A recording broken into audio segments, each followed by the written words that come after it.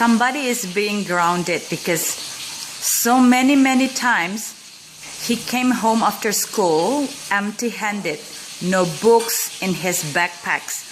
So Big Mommy decided to give him something to learn too. He was grounded, no gadget on weekend. He cannot play DS, iPad or whatsoever.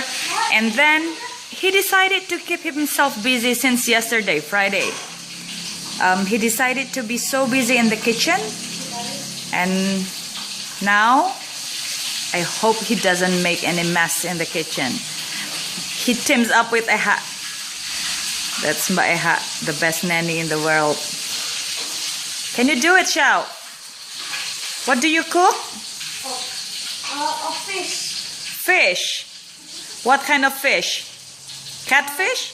Catfish and goldfish. Catfish and goldfish. Okay. And do you make some for mommy? Yes.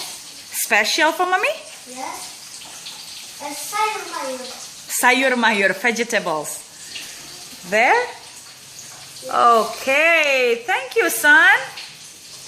And tomorrow is going to be your birthday. Okay.